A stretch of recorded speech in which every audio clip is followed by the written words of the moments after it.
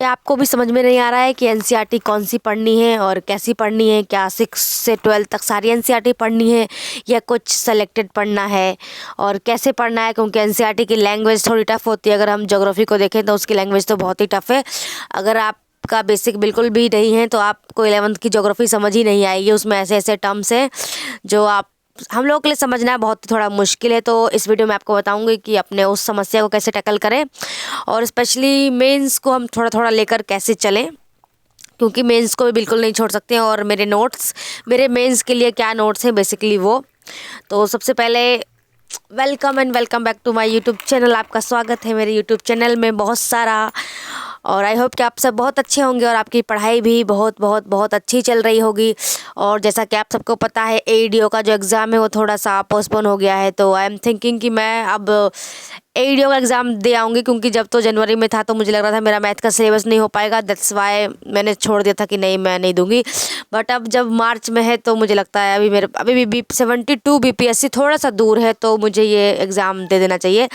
तो सबसे पहले मैं लाइब्रेरी आई हूँ। लाइब्रेरी मेरी 3-4 दिन से बंद थी, इसलिए ब्लॉग नहीं आ रहे थे, क्योंकि घर पे ना थोड़ा मुझे आलस आता है ब्लॉग करने में। मतलब थोड़ा सब कुछ सेट करना पड़ता है तब शूट करना पड़ता है। तो आके सबसे पहले मैंने देखा कि इतनी सारी गंदगी जम गई थी सारी किताबों पे, तो उसको मैंने सबसे पहले साफ़ किया। क्योंकि अगर आपका स्पेस क्लीन नहीं है तो मेरा तो खैर पढ़ने में जब मन नहीं लगेगा, अगर जरा भी मिट्टी उट्टी इधर उधर आ रही है तो मैं उस टाइप की थोड़ी लड़की हूँ। तो यहाँ पे सबसे पहले मैंने करना स्टार्ट किया है modern history class 8 chapter number 3 और 4 आज मुझे करना है। और देखते हैं जल्दी जल्दी इसको ख़त्म करते हैं, फिर हम 12th पे जाएंगे, क्योंकि 9, 10, 11th का तो मुझे पढ़ना नहीं है फ़िलहाल। और इसके बाद जो मेरे नोट्स हैं मैं वही पढ़ूंगी, और जब बीपीएससी आएगा तो उसके लिए स्पेक्ट्रम। और मेंस की बात करते हैं तो मेंस के लिए बेसिकली जो मेरे नोट्स हैं मोस्ट ऑफ आस्था एस के नोट्स हैं। अब आप लोग सोच रहे होंगे आस्था एस के नोट्स, मैं तो आस्था एस ज्वाइन नहीं किया। यस, आप सही सोच रहे हैं। बट आस्था इसके आप वीडियो देखेंगे ना जो यूट्यूब पे हैं, तो उसमें सर एक फ़ोन नंबर देते हैं। तो वो फ़ोन नंबर व्हाट्सएप का होता है बेसिकली। अगर आप उससे डिमांड करेंगे ना, मतलब व्हाट्सएप पे मैसेज करके कि मेरे को ये नोट्स दे दीजिए, तो वो दे देते हैं। मतलब एक ही नंबर से अगर आप सारे नोट्स मांगेंगे तो वो नहीं देते हैं। तो मैंने ऐसे अलग अलग नंबर अपने घर का करके, और मैंने लगभग हिस्ट्री का मेरे पास खुद के नोट्स बनाए थे। एडिटोरिया का था जो मैंने टेस्ट सीरीज़ लिया था मेंस का। और जो आस्था है इसका मेरे पास पॉलिटी का है, ज्योग्राफी का है, और पॉलिटी ज्योग्राफी हो गया, और साइंस और टेक इसका मेरे पास आस्था है। इसका ही मैंने नोट्स, मतलब वो पीडीएफ में शेयर कर देते हैं, मैंने उसका ही प्रिंट आउट निकलवा लिया है। और जो मुझे लगता है देर सवेर उसमें ऐड करना है या फिर माइनस करना है वो मैं कर देती हूँ, क्योंकि बिल्कुल आस्था इसका ही पेपर में छाप के नहीं आ रहा है ना, तो उसमें मैं अपने अकॉर्डिंग थोड़ा सा बदलाव करती रहती हूँ। तो यही मेरा बेसिकली मेंस के लिए है। और एसए के लिए मतलब एक एडिटोरिया का जब मैंने कोर्स लिया था मेंस का, तो उन्होंने एक बुक प्रोवाइड करी थी, मैं कभी कभी वो पढ़ लेती हूँ। और मोस्ट ऑफ तो मेरे पास दृष्टि आईएएस की एक बुक है जो मेरे एक फ्रेंड ने गिफ्ट करी थी, तो मैं बेसिकली वो पढ़ती हूँ। और फिर मैं मतलब सर्च करके बेसिकली चैट जीपीटी हो गया और अदर बड़े सारे मतलब ऑनलाइन मिल जाते हैं, तो आपको थोड़ा सर्च करना पड़ेगा। अगर आप कोई कोर्स लिए हैं तो आप कोर्स ले सकते हैं, और मेरा तो यही बेस का है। और मुझे ऐसे लिखने में उतना प्रॉब्लम नहीं होता है बेसिकली, क्योंकि अगर आपके पास मटेरियल है, आपने उस चीज़ को पढ़ रखा है, आपके पास नॉलेज है, तो आई थिंक कि निबंध लिखा जा सकता है। और जब मैं एडिटोरिया का टेस्ट देती थी तो उसमें इतने भी मेरे अच्छे अच्छे नंबर ही आते थे, तो मुझे निबंध का उतना वो है नहीं कि निबंध में मेरा ज़्यादा। अगर जब मेरा पीटी हो जाएगा तब मैं कोई कोर्स लेने का सोचूंगी। अभी तो खैर यही इधर उधर से जुगाड़ करके, मतलब बेसिकली अभी मुझे प्रैक्टिस करना है निबंध का, तो इसलिए। और ज्योग्राफी का जो एनसीईआरटी है, ये बहुत सारी क्वेरी होती है बच्चों की, तो उसमें क्या है कि 11th क्लास को तो आप बिल्कुल मतलब किसी भी तरह रट्टू तोता बनिए, जो भी बनिए, 11th क्लास की एनसीईआरटी तो ऐसी है कि बस आपको हर एक वर्ड उसका वर्ड टू वर्ड याद होना चाहिए, और बहुत अच्छे से याद होना चाहिए। बिल्कुल आपके मेमोरी में होना ही होना चाहिए, इसमें कोई इफ और वट नहीं है। और बाकी पीछे भी जा सकते हैं आप।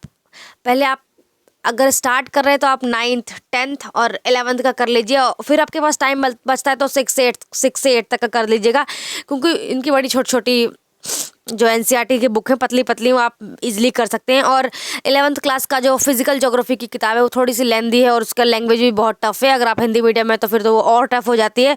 तो उसके लिए आप यूट्यूब पे बहुत सारी वीडियो देख सकते हैं। बहुत सारे सर ने, मतलब जो यूपीएससी के सर हैं, उन्होंने करवा रखा है और मैंने जिनसे किया है, अगर आपको वो जानना होगा तो मेरे को कमेंट करिएगा। मैं आपको अगली वीडियो में वो दिखाने की कोशिश करूँगी, क्योंकि मैंने ना, जब से मैंने अपना प्रिपरेशन स्टार्ट किया तब से मैंने एक ही टीचर को फॉलो किया है एनसीईआरटी के लिए। और मैं अभी तक भी, मैं कहीं, अब तो मैं लेक्चर नहीं देखती हूँ, और अभी तक अगर मैं अटक जाती हूँ तो मैं उन्हीं टीचर्स का ही देखती हूँ जो हैं यूट्यूब पे। अगर आप में से किसी को चाहिए होगा तो बता दीजिएगा। और मुझे लगता नहीं कि बिल्कुल एनसीईआरटी को छोड़ना बिल्कुल मुनासिब होगा, क्योंकि पिछले बार बीपीएससी ने जो किया है उसमें तो एनसीईआरटी का ऐसा रोल है कि बस। और अगर आप लोगों में से कोई चाहेगा तो मैं, जो आउटर कवर होता है ना बुकों का, कि एनसीईआरटी की कौन सी बुक करनी है, तो मैं वो वीडियो लाने की कोशिश करूँगी अगर कोई चाहेगा तो। अदरवाइज़ तो उसमें बहुत मेहनत लगती है, मैं खुद से इतनी मेहनत नहीं करना चाहती हूँ। और मेरा आप लोगों से यही सलाह है कि अगर जो भी जिनका भी नहीं हुआ पीटी मेंस जो भी था, तो मुझे लगता है एईडीओ एक बहुत अच्छा मौका है और टाइम भी है। तो आई थिंक एईडीओ को एक बार हमें अपना सीरियस अटेम्प्ट एईडीओ को भी देना ही चाहिए, क्योंकि वो वनडे एग्ज़ाम है। वनडे एग्ज़ाम में नौकरी ले लेना, इट्स गुड ना। मतलब ऐसा नहीं कि वो नौकरी लगने के बाद हमारा बिल्कुल फाइनल वही है, नहीं, हमें तो करना तो बीपीएससी है ना। लेकिन हाथ में जब एक दूसरी नौकरी होती है तो हम उस पर अच्छे से कर सकते हैं, फैमिली का प्रेशर भी नहीं होगा और बहुत सारी ऐसी बातें होती हैं। बाकी तो आप लोग अपना बेहतर खुद अच्छे से समझते हैं।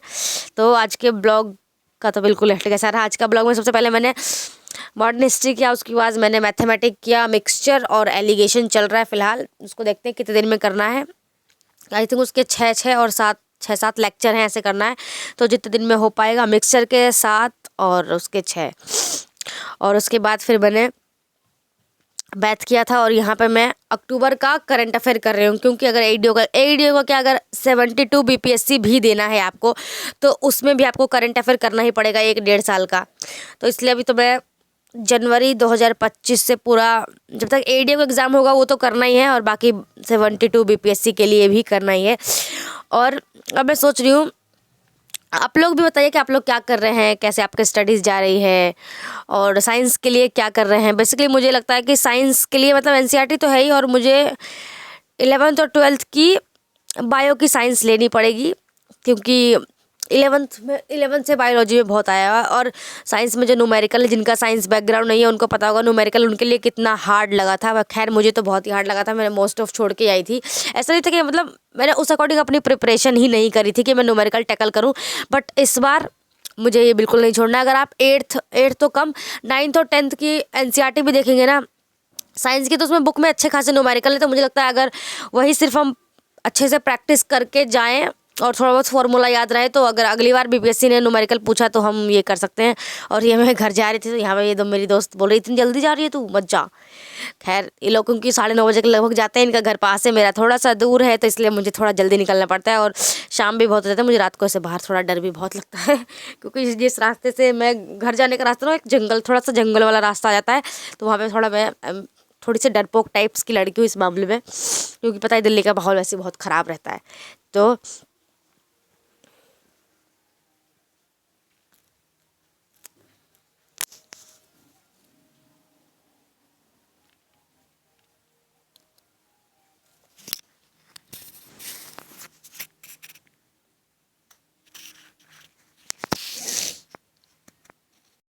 Thanks for watching my videos. I hope कि आपको मेरी वीडियो से थोड़ा सा हेल्प हुआ हो, और नेक्स्ट वीडियो में मिलेंगे एक और अच्छी वीडियो के साथ। तब तक के लिए बाय। अपना बहुत सारा ख्याल रखें, अपनी पढ़ाई का बहुत सारा ध्यान दें। Tata, bye bye.